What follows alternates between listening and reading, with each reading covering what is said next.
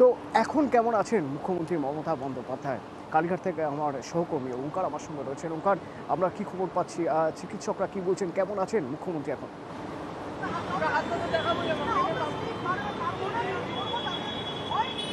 দেখো, মুখ্যমন্ত্রী মমতা বন্দ্যোপাধ্যায় তার শারীরিক অবস্থা এই মুহূর্তে স্থিতিশীল রয়েছে এমনটাই কিন্তু আমরা জানতে পারছি।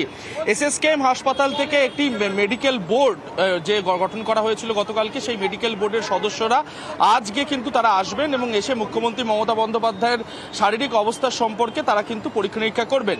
গতকালকে যে ধরনের টেস্টগুলি হয়েছে, অর্থাৎ সিটি স্ক্যান থেকে আরম্ভ করে ডপলার টেস্ট, সেই যে টেস্টের রিপোর্ট, সেই রিপোর্টগুলো কিন্তু চিকিৎসকদের সঙ্গে করে নিয়ে আসার কথা এবং সেই রিপোর্টগুলি দেখে চিকিৎসকরা সিদ্ধান্ত নেবেন যে আগামীকালকে যে চিকিৎসা হয়েছে তার পরবর্তী সময় কি কি চিকিৎসা তার এখন প্রয়োজনীয়তা রয়েছে।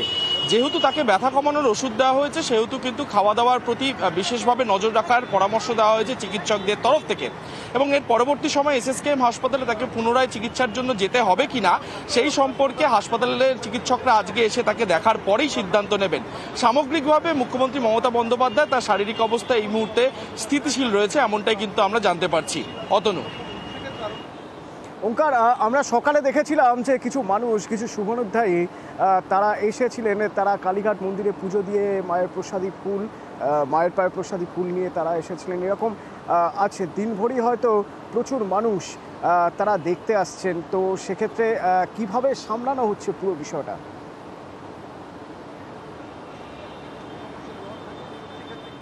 দেখো, মুখ্যমন্ত্রী মমতা বন্দ্যোপাধ্যায়ের বাড়িতে যেরকমভাবে দেখা যায় প্রতিদিন নিরাপত্তা রক্ষীরা কিন্তু একেবারে কঠোর নজর রাখেন, কঠোর পাহারা দেন, ঠিক একই রকমভাবে আজকেও কিন্তু দেওয়া হচ্ছে এবং যারা শুভানুধ্যায়ীরা আসছেন তারা অনেকেই হয়তো অনুরোধ করছেন যে মুখ্যমন্ত্রী বাড়ি পর্যন্ত তারা পৌঁছতে চান, কিন্তু এখানে নিরাপত্তা রক্ষীরা তাদেরকে বাধা দিচ্ছেন। নিরাপত্তা রক্ষীদের যেটা বক্তব্য যে তারা এখান থেকে যেতে পারবেন না, কারণ মুখ্যমন্ত্রী মমতা বন্দ্যোপাধ্যায় জানো যে কড়া নিরাপত্তার মধ্যে থাকেন এবং গতকালকে ঘটনার পর খুব স্বাভাবিকভাবেই কিন্তু যাতে আর কোনো রকম কোনো বিশৃঙ্খলার সৃষ্টি না হয় তার বাড়ির সামনে, সেই দিকে কিন্তু কঠোর নজর দিয়ে রেখেছেন। আমি একবার দেখানোর চেষ্টা করব, এখানে কিন্তু প্রত্যেকটি যান চলাচল, প্রত্যেকটি গাড়ি তা কিন্তু এখানে নিয়ন্ত্রণ করা হচ্ছে।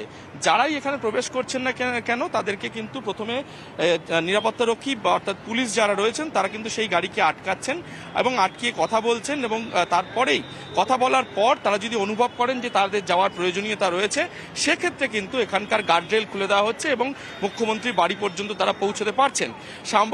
সব মিলিয়ে এখানে দাঁড়িয়ে নিরাপত্তা কিন্তু একেবারে আঁটোসাঁটো করা হয়েছে যাতে কোনো রকম ভাবে কোনো সমস্যা। নাকে স্টিচ রয়েছে, চিকিৎসকরা যা সাজেস্ট করছেন সেই অনুযায়ী চলতে হবে। এখন কিন্তু যদি আমরা গতকাল